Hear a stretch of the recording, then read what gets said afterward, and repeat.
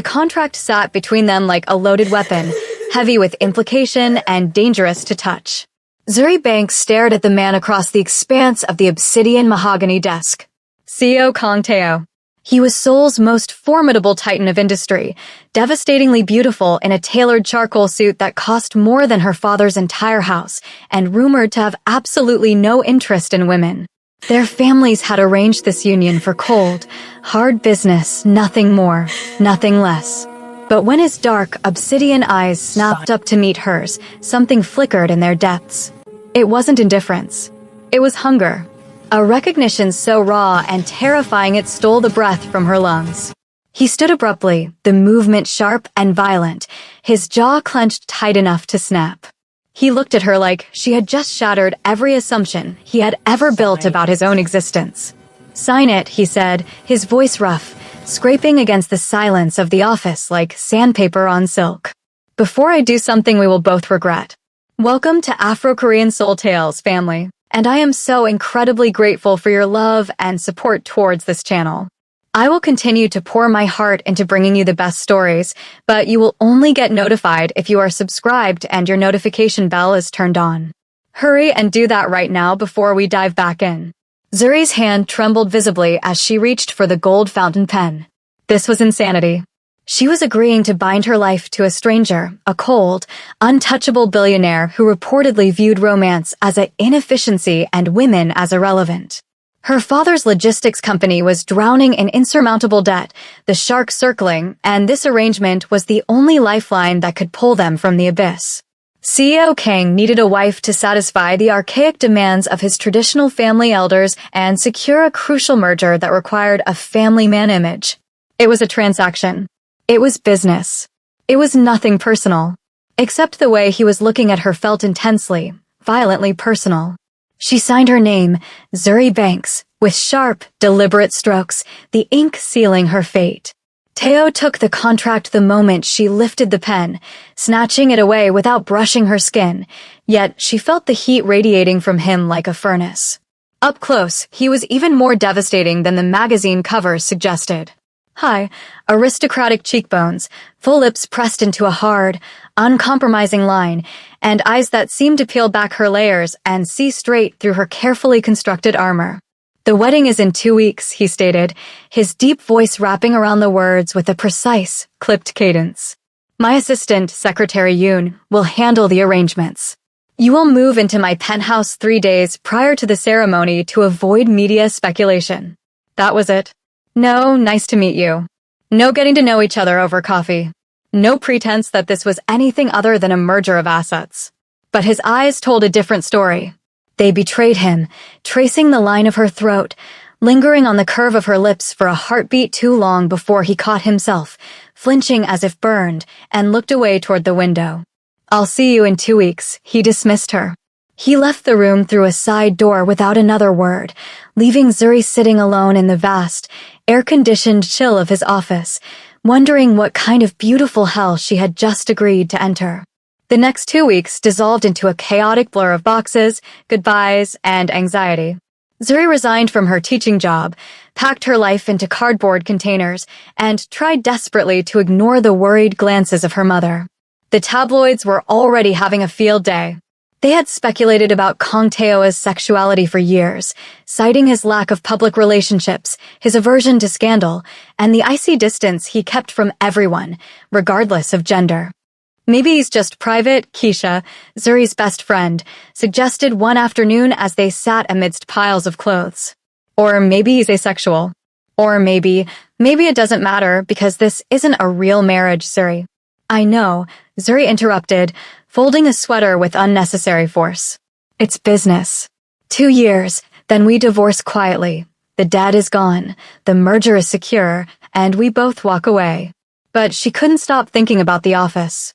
She couldn't scrub the memory of how he had looked at her like a man dying of thirst who had just found water, like she had awakened something he thought was long dead.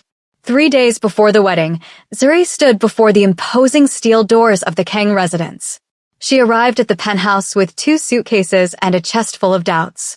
The space was exactly what she had feared: modern, minimalist, expensive, and utterly devoid of a soul.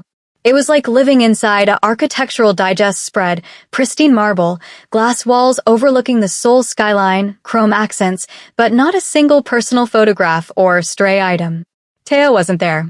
His assistant, a terrifyingly efficient woman named Secretary Yoon, met her at the door. Mr. Kong works late most nights, Yoon explained with professional detachment as she led Zuri down a long, gallery-like hallway. He prefers not to be disturbed before the chef prepares his coffee at 9 a.m. Meals are served in the dining room at 7 o'clock, 1 o'clock, and 8 o'clock. If you require anything, utilize the intercom system. Will I see him at all before the wedding? Zuri asked, her voice echoing in the empty space. Secretary Yoon's expression flickered with something that might have been pity, or perhaps just annoyance. Mr. Kang is very busy. Translation: he was avoiding her. That first night, the silence of the penthouse was deafening. It was too quiet, too perfect, a beautiful prison in the sky. Zuri tossed and turned in the guest suite's massive bed, the high thread count sheets feeling cold against her skin. By midnight, she gave up on sleep. Desperate for tea and a distraction, she wandered out to the kitchen, the marble floors cool beneath her bare feet. She froze in the doorway. Teo was standing at the kitchen island, illuminated only by the soft under-cabinet lighting. He wasn't wearing the armor of his suit. He stood there in gray pajama pants and a simple white t-shirt that clung to his broad shoulders. He looked up, startled, the glass of water in his hand pausing halfway to his mouth. For a long, suspended moment, they just stared at each other. Without the barrier of his tailored clothes and his CEO persona, he looked younger, more human, more vulnerable. His dark hair was mussed from running his hands through it, and the exhaustion carved into his features was plainly visible. I didn't mean to disturb you, Zuri whispered, suddenly hyper-aware of her own appearance, silk sleep shorts and a tank top that left her arms and legs exposed. You're not, he said automatically. But his eyes betrayed him again. They traveled down her body, tracing the curve of her hip, the line of her leg, before he physically forced his gaze to snap back to her face. Can't sleep, she offered, moving toward the kettle to give her hands something to do. New place. New everything. Work, he clipped out, the words sharp. There is a hostile takeover attempt I am mitigating. At midnight. Billionaires don't sleep, Miss Banks. There's a hint of humor in there, she noted, turning to face him. The first crack in the ice. Do you want tea? He asked abruptly, changing the subject. They ended up sitting at the kitchen island, nursing cups of chamomile in the semi-darkness. They didn't look at each other, yet the air between them was thick, charged with an electricity that made the fine hairs on Zuri's arms stand up. Teo's presence was overwhelming. Even in cotton pajamas, he radiated power and control, but beneath it, Zuri sensed a profound, aching loneliness. Can I ask you something? Zuri asked, breaking the silence. Teo swirled his tea. You can ask. I might not answer. Are you gay? The question hung between them like a grenade with the pin pulled. Teo's jaw tightened, the muscles bunching, and for a terrifying second, she thought he would storm out or fire back with anger. Instead, he turned his head slowly, meeting her eyes with a gaze that was searing in its intensity. Why does it matter? Because I'm about to marry you, Zuri said, holding his gaze. Because I'd like to know what I'm signing up for beyond the contract. The rumors. They say you don't touch women. The rumors are convenient, he said carefully, his voice low. They keep people from asking questions. They keep people from expecting things I cannot give. That's not an answer, Teo. No. His eyes darkened, burning into hers. It isn't. But it is all you are getting tonight. He stood up and left her there in the kitchen, the scent of his expensive soap lingering in the air long after he was gone. The wedding was a spectacle of excess. It was held in Seoul's most exclusive garden venue, a riot of white roses and crystal chandeliers. Hundreds of guests filled the seats, dignitaries, celebrities, business tycoons. Media drones buzzed overhead, broadcasting the union of the year. Zuri wore a gown that cost more than her parents' lifetime earnings, a masterpiece of lace and silk that felt like a costume. She felt like an actress stepping onto a stage, playing the role of the blushing bride. Teo waited at the altar, devastating in a black tuxedo. He played the perfect groom with practiced ease, nodding to guests, shaking hands. But when Zuri reached him, when he lifted her veil and looked at her, the mask slipped. His hands trembled. Just slightly. A tremor in his fingers as they framed her face. The officiant spoke the words, but Zuri heard none of them. She was lost in the storm of Teo's eyes. When the time came for the kiss, the moment that was supposed to be a perfunctory, polite peck for the cameras, everything shifted. His lips brushed hers tentatively at first. Then he froze. A sound, low and guttural, vibrated in his chest. And then he kissed her like a drowning man finding the surface. It wasn't polite. It was desperate. It was hungry. His hands tightened in her hair, tilting her head back, deepening the contact with a shocking intensity that drew audible gasps from the front row. Zuri melted into him, her hands clutching his lapels, shocked by the fire that ignited in her veins. He tasted of mint and suppressed longing. For 10 seconds, the world fell away. There was no contract, no debt, no rumors. Just the two of them colliding. When they finally broke apart, both of them were breathing hard, chests heaving. Teo looked shell-shocked.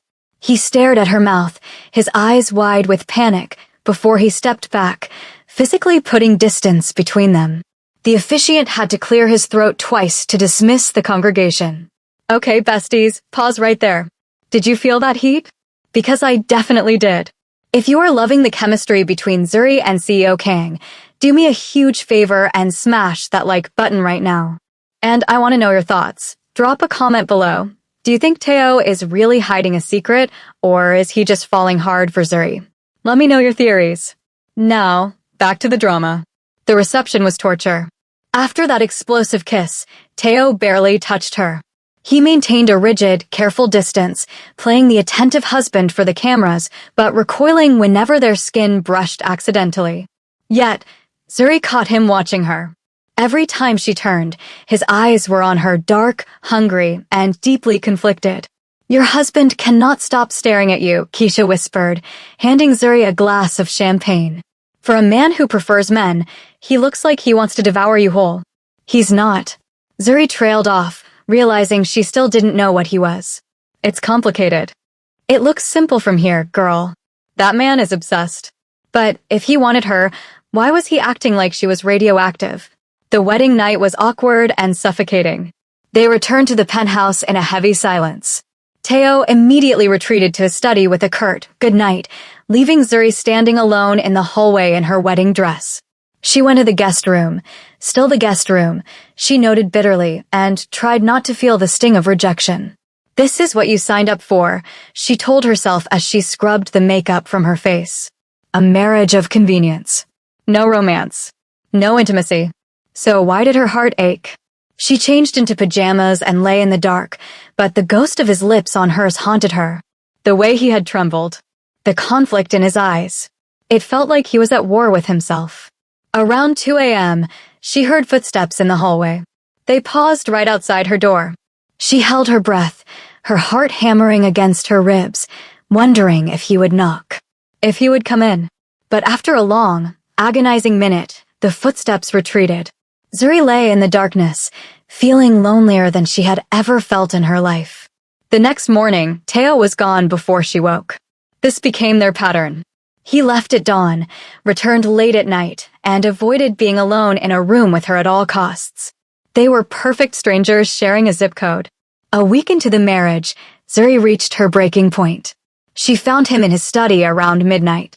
He was working, bathed in the blue light of his monitors. She didn't bother knocking. She marched in, slamming the heavy door behind her. We need to talk. He looked up, surprised by her tone, his glasses reflecting the screens. About what? About this farce, she snapped. About the fact that we are married, but you treat me like I have a contagious disease. About what the hell happened at our wedding that made you kiss me like that and then spend the next week treating me like I don't exist. Teo stood slowly, uncoiling his height from the chair. Something dangerous flickered in his expression. You want to talk about the kiss? Yes. Fine. He moved around the desk, stalking toward her. Zuri fought the urge to step back. That kiss was a mistake. It will not happen again. Why? She demanded. Because this is a business arrangement. Because you deserve better than. He cut himself off, turning away, his hand raking through his hair. Better than what? Better than a husband who actually wants me? You think I don't want you? The question was ripped from his throat, raw and tortured. He spun back to face her. I have wanted you since the moment you walked into my office to sign that contract. I have spent every night for the past 3 weeks in agony because I cannot stop thinking about your skin, your mouth, the way you look at me like you see past the walls I spent 30 years building. Zuri's breath caught in her throat. Then why push me away? Because I don't know how to do this. The confession burst out of him, cracking his composure. Because I have spent my entire life convinced I was broken, incapable of this. Every relationship I attempted ended with me feeling nothing, cold and empty. Everyone assumed I was gay or defective or a robot. And I let them believe it because it was easier than admitting I just felt nothing. He stepped closer, his voice dropping to a whisper. Then you appear. And suddenly, I am feeling everything. I am wanting everything. And I am terrified. I don't know how to handle the volume of it. The confession hung between them, vibrating in the air. Zuri stared at him, seeing the terrified boy beneath the billionaire facade. He wasn't cold. He was overwhelmed. You're not broken, Teo, she said softly. She stepped into his space, bold despite her racing heart. You don't know that. I know you kiss me like you were starving. I know you avoid me because you want me too much, not too little. I know. She reached up, her hand cupping his jaw. His stubble was rough against her palm. He leaned into her touch, closing his eyes as if in prayer. I know I want you too, she whispered. Teo's control snapped. He closed the remaining distance, backing her up until she hit the wall, caging her in with his body. Don't say that unless you mean it, Zuri. I mean it. I've spent a week thinking I married a man who couldn't stand the sight of me. Finding out I was wrong as he kissed her before she could finish. This kiss was different from the wedding. It wasn't a performance. It was a claiming. Less desperate, more deliberate, but no less intense. His hands found her waist, pulling her body flush against his, and he groaned at the contact, the sound vibrating through her chest. You have no idea, he murmured against her mouth, nipping at her lower lip. How much I have wanted to do this. Show me. They stumbled toward his bedroom in a tangle of reaching hands and shared breath. Teo worshipped her. He touched her slowly, reverently, like she was a rare artifact he had been denied his entire life. Every touch was a question, every kiss an answer. When they finally came together, the friction was electric, a collision of souls. It felt like something fundamental in the universe shifted. Two lonely people finding a connection neither had thought possible. Afterward, Teo held her like she might turn to smoke and disappear. His face was buried in the crook of her neck, his breathing heavy. I have never felt this before, he admitted, his voice rough with emotion. Never wanted someone this way. You have awakened something in me I didn't know existed. Zuri stroked his damp hair, feeling utterly content. Good. Because you've awakened something in me too. The following morning, however, brought the cold light of day. Zuri woke alone. The sheets beside her were cold. Panic seized her chest. Had last night been a mistake in his eyes? Had the walls gone back up? She found him in the kitchen, fully dressed for work, his expressionless mask firmly back in place. When he saw her, something flickered in his eyes, longing? Fear, before he shut it down. Last night, he started, his voice stiff. Was it a mistake? She finished for him, her heart sinking. No, but it complicates things. How? Because this was supposed to be simple. Business. Now it is. He struggled for the words. Now I cannot stop thinking about you. I cannot focus on the quarterly reports because I am wondering what you are doing. I cannot sleep because I want you in my bed. Is that so terrible? I don't know how to be a real husband, Zuri. I will fail you. Then we figure it out together. He studied her for a long moment, conflict warring in his eyes. Then he pulled her close, kissing her forehead. I have to go to Singapore. 3 days. Business that cannot be delayed. When I get back, we will talk. Really talk. About what this marriage means. Promise? Promise. But 3 days became 5. Then a week. Teo called occasionally, but his voice was distant, professional. He gave updates on the acquisition, asked if she needed anything from the house staff, and then hung up. Zuri tried not to feel abandoned, but the doubt crept in like a fog. Was he running away? Was the intimacy too much for him? She was drowning in insecurity when Keisha dragged her to a high-profile charity gala that Kong Enterprises was sponsoring. "You are his wife," Keisha insisted, zipping up Zuri's dress. "You represent the family. You should be there." The gala was exactly what Zuri expected, Seoul's elite dripping in diamonds and judgment. She felt out of place, hyper-aware of the whispers that followed her. CEO Kang's mysterious foreign wife. The American nobody. She was contemplating sneaking out the back when a man approached her. He was handsome in a slick, predatory way, with a smile that didn't reach his eyes. "Mrs. Kang," he purred. "I am Director Park, a business associate of your husband. He didn't mention you would be attending tonight." "He doesn't know," Zuri said politely. "He is still in Singapore." Something calculating entered Park's expression. He stepped too close, invading her personal space. "Then you must be lonely.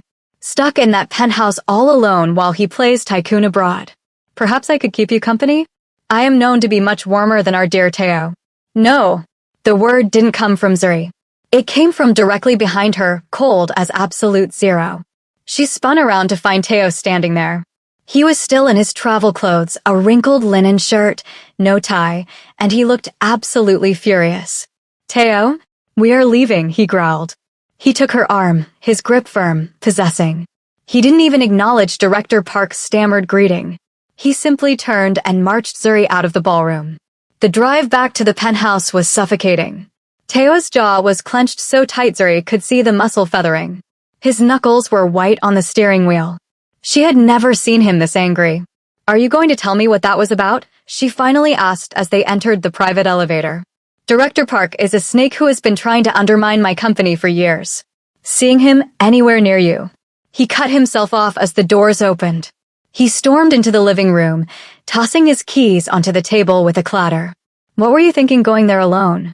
Do you have any idea how dangerous that is?" "Dangerous?" "It was a charity gala for orphans, Teo. It was a room full of people sipping champagne. It was a room full of people who would love to exploit any weakness I show. And you." He stopped, breathing hard, turning to face her. "You are the biggest weakness I have ever had. I am not some damsel who needs protecting. I know that." The words exploded out of him. "But watching him touch your arm, smiling at you like he had any right, knowing I have been gone for a week and you probably thought I was avoiding you again." He pushed both hands through his hair, looking tortured. "I wanted to break his hands for daring to breathe the same air as you." Zuri's anger deflated instantly, replaced by a dawning understanding. She stepped closer. "You're jealous." Insanely. He pulled her close, pressing his forehead against hers. "I cut my trip short because I couldn't stand being away from you anymore. I rushed to that gala from the airport because I saw the guest list. And seeing another man trying to." His arms tightened around her waist, possessing her. "You're mine, Zuri. I know I have no right to feel that way after disappearing, but I can't help it." "Then stop disappearing," she whispered, cupping his face. "Stop running every time things get real between us. I am your wife. Start acting like you want me to be. I do want that." He kissed her desperately. "I want everything with you. It terrifies me how much." They made it to the bedroom this time.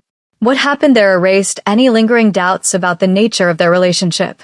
Teo showed her exactly how much he wanted her, over and over, until they were both exhausted, satisfied, and tangled together in the darkness. "I'm sorry," he murmured later, tracing patterns on her back. "For disappearing. For making you doubt. For being terrible at this. You're learning. We both are. Stay with me tonight," he pleaded softly. "In my bed. Always. Always. Besties, let's be real. There is nothing better than a jealous, possessive CEO, right? If you agree, comment CEO Kang down below. And if you are enjoying this story so far, please make sure you hit that subscribe button. It really helps the channel grow and lets me bring you more content like this. Now, let's see if their happiness can actually last. The next few weeks brought a tentative new normal. Teo still worked insane hours, but he came home to Zuri every night. They shared breakfast. They were learning the small things: his love for old black and white cinema, her passion for spicy food and photography. Small intimacies transformed their contract into a life. But the business world noticed. Suddenly, Zuri was invited to events. Her opinions were sought. Her presence at Teo's side was expected. Some were welcoming. Others, like Director Park, watched with calculating eyes, looking for leverage. You need to be careful, Teo warned after a particularly tense dinner party. There are people who would love to hurt me through you. I can handle myself. I know. But let me worry anyway. His protectiveness was endearing, if occasionally suffocating. He had security follow her discreetly. He vetted everyone she met. Zuri understood why, in his world, love was a liability. A month into their real marriage, the nightmare began. Zuri was working on her photography portfolio in the living room when Secretary Yoon appeared, her usually pristine face pale and shaken. Mrs. Kang, there has been an accident. The world tilted on its axis. Mr. Kang's car was forced off the road. He is at Seoul Memorial Hospital. Zuri didn't remember the drive. She barely processed Yoon's explanation about a hostile action or brake tampering. All she could think about was Teo. Hurt. Bleeding. Alone. She found him in a private room, trying to get out of bed while arguing with 3 doctors. His ribs were bandaged, his face bruised, and pain was etched into every line of his body. I need to handle this, he was shouting. Director Park thinks he can. He stopped when he saw Zuri in the doorway. You shouldn't be here, he said, his voice straining. Where else would I be? She rushed to his side, her hands hovering over his injuries, afraid to touch. You're hurt. I'm fine. It looks worse than it is. Liar. What happened? Someone decided sending me a message was worth attempted murder. His eyes were cold flint. They are going to regret it. Mr. King needs rest, the doctor interrupted. No stress. No work for 3 days. Impossible. Everyone out, Zuri commanded, her voice steel. The medical staff fled. She turned to Teo.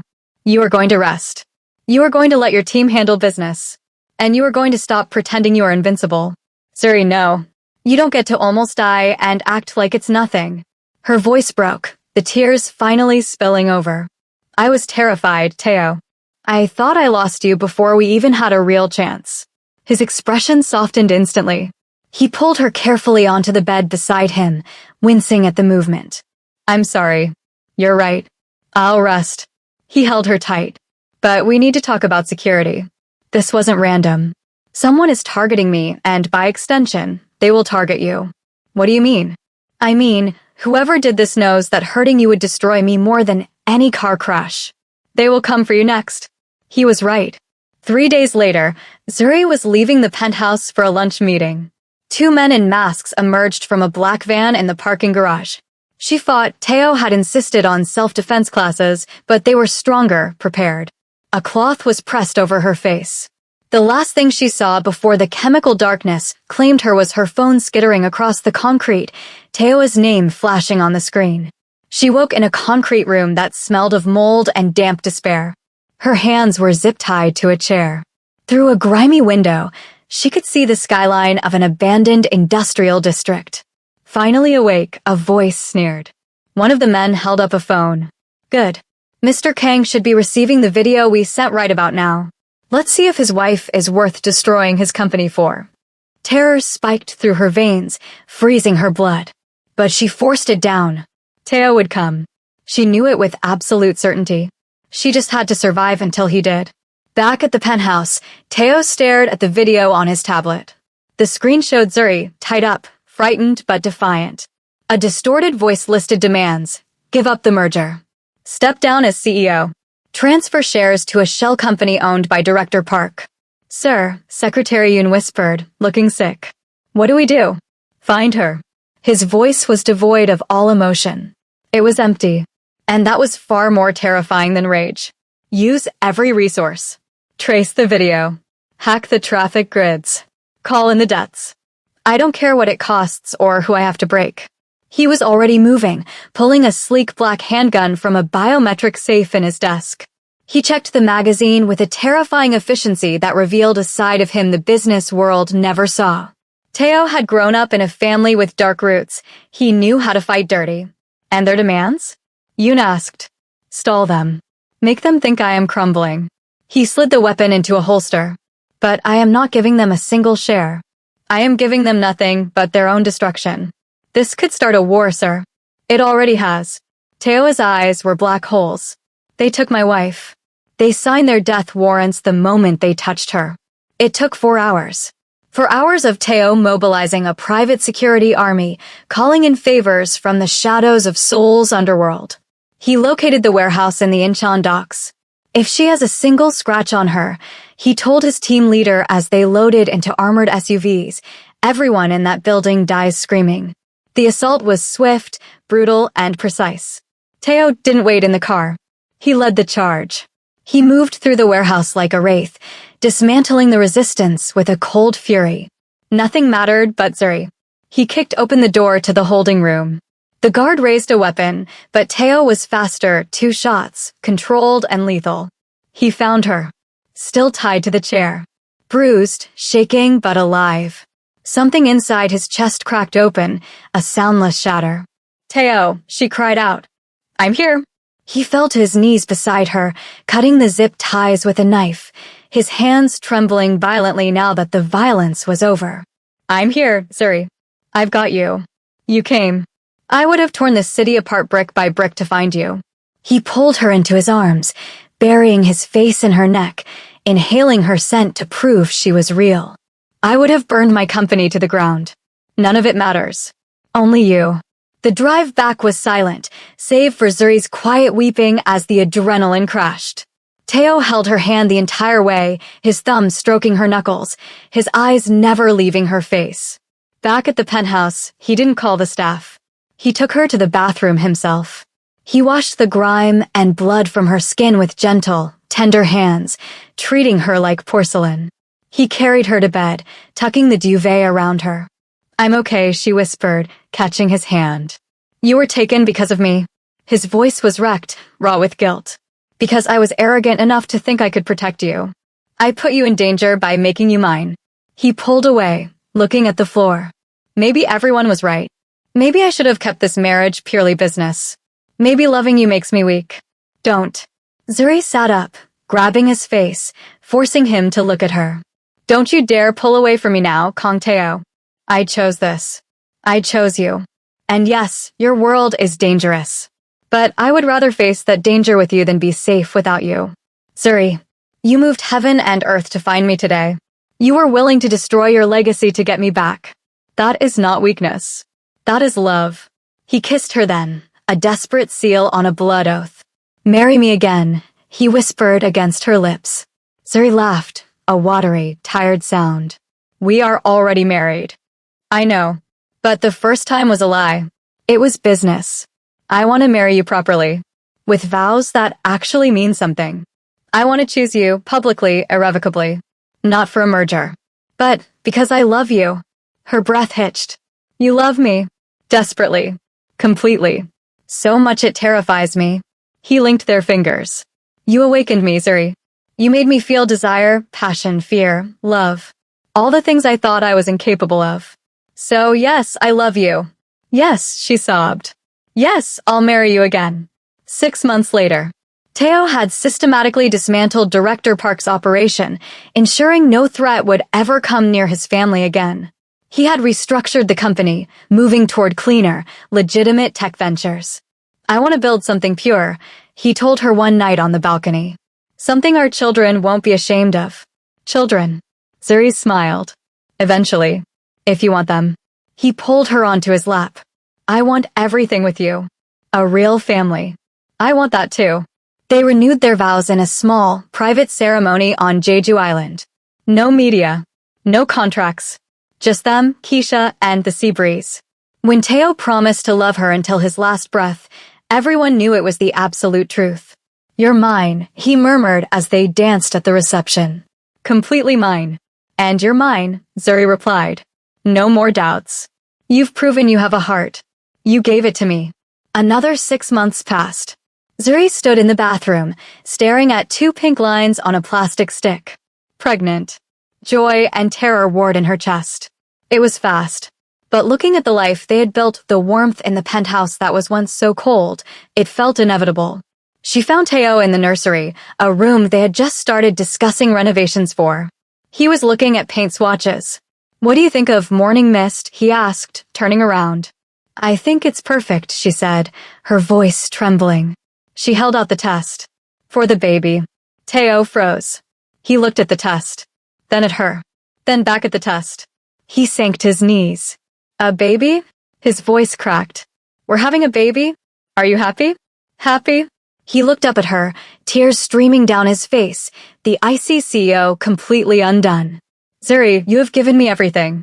You saved me from a life of gray silence. You gave me color. You gave me love. And now, a family. He pressed his face against her stomach, wrapping his arms around her waist. How could I be anything but grateful? The pregnancy was a journey. Teo became unbearable in the best way, monitoring her diet, buying entire baby boutiques, reading books to her belly every night. He was convinced it was a girl. She will be a princess, he told her stomach. She will never know violence. Only love. You're going to spoil her, Zuri laughed. Absolutely. When labor started on a rainy Tuesday, Teo drove to the hospital like a man possessed. In the delivery room, he never left her side. He wiped her brow, let her squeeze his hand until his bones creaked, and whispered encouragement in a mix of Korean and English. And then a cry. She's perfect, the doctor announced. Little Hannah entered the world screaming. She had Teo's dark hair and Zuri's nose. Teo stared at his daughter with naked awe. He touched her tiny hand, his large finger trembling. Hello, Hannah, he whispered. I'm your appa.